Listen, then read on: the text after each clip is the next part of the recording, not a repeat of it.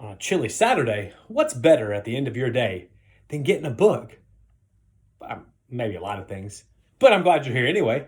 Thanks for joining me here on Mr. Eric Reads. Tonight, we're going to continue on with the Christmas themes, and we're going to read A Snowman Named Just Bob. And this book is by Mark Moulton, and I think you're going to enjoy it. As always, please continue to tell your friends to follow us on Facebook, Instagram, and YouTube. Parents, share videos that you enjoy. Let's continue to promote literacy. That's the whole point. A Snowman Named Just Bob, right here on Mr. Eric Reads. It was late that one Thanksgiving when Bob first came to me, a joyful day of food and fun with friends and family.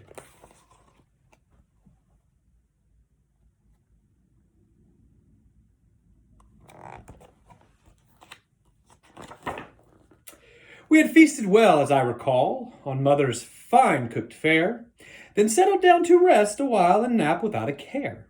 No one knew what was to be as daylight grew quite dim, that soon our lives would be changed so much, simply because of him. The weatherman reported no snow was due that night, but as we slept, the clouds rolled in, obscuring all the light. And though the weatherman had tried, he never could have said just what was forming in the sky directly overhead.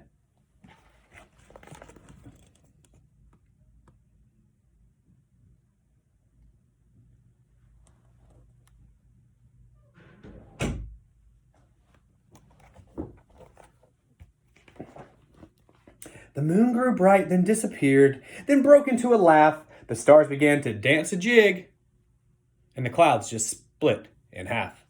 In retrospect, I do believe that magic came that night. No ordinary storm, you see, could stir up such a sight.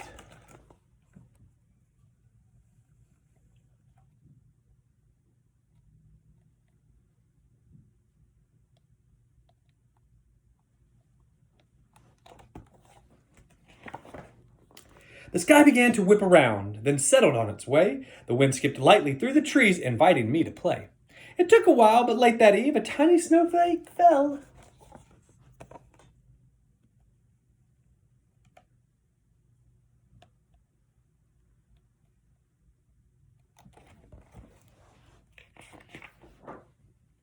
It may sound odd, but this is true. You could almost feel the smell. Yes, there was a freshness in the country air on that November night as one flake turned to many and spread a cloak of white.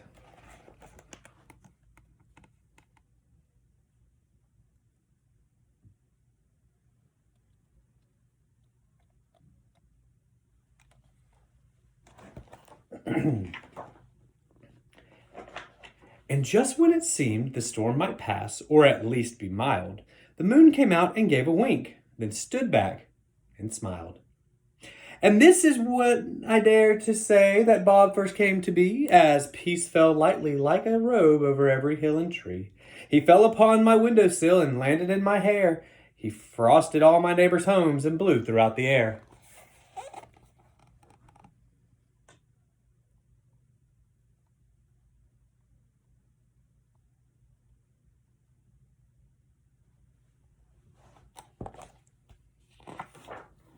And after all the mystery I hoped that I would view, a friendly face among those flakes provided me a clue.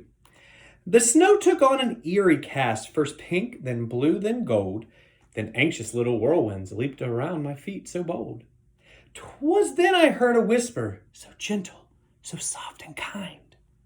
He wanted me to help him, and of course I wouldn't mind, to gather up all those flakes and roll them in a ball, till he could be, and be with me, in shape and form and all.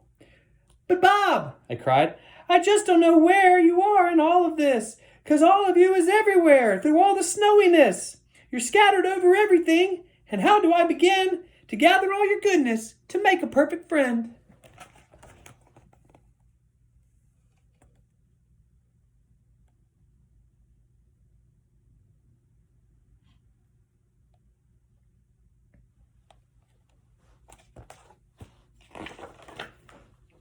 Suddenly the whispers stopped.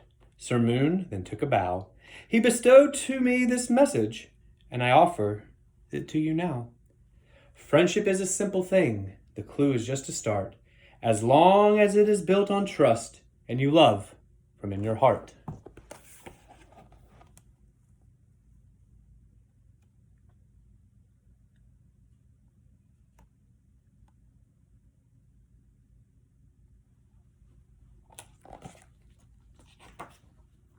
I ran into my mother's house to wake those sleepy folk in bed.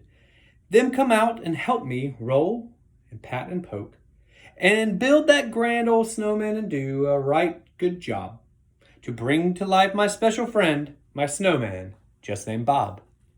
We laughed and sang and ran about as Bob began to be. We gathered up what we would need and everything was free. Some coal for eyes, a carrot nose, some sticks, a scarf, a hat, a smile so wide it warmed your heart, a coat, and that was that.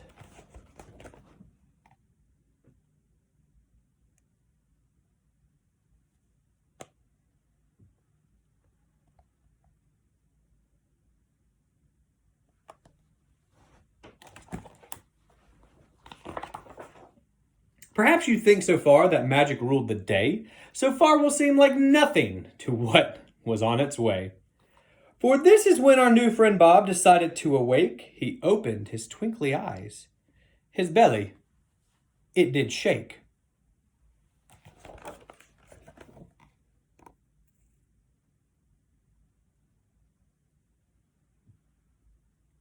Shaky belly, shaky belly, shaky belly.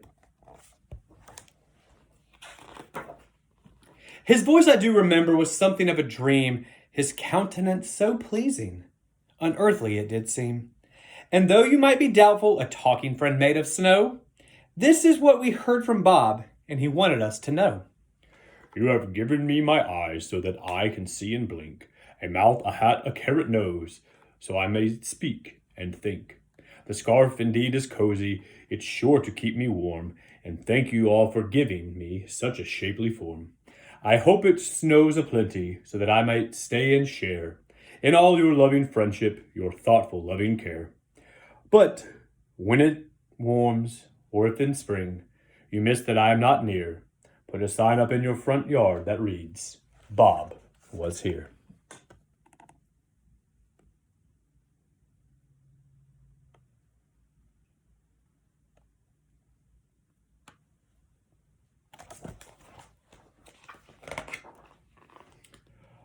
Well, that was it. 'Twas all Bob said that dreamy starry night. He said his piece, he closed his eyes, and yet everything seemed right.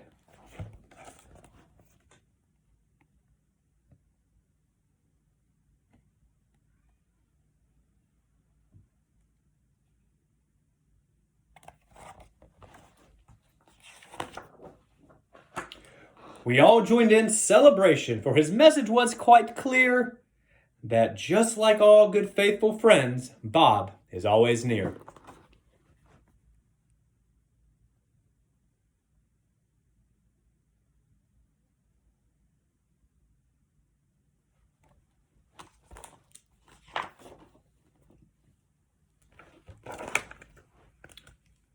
Bob was here.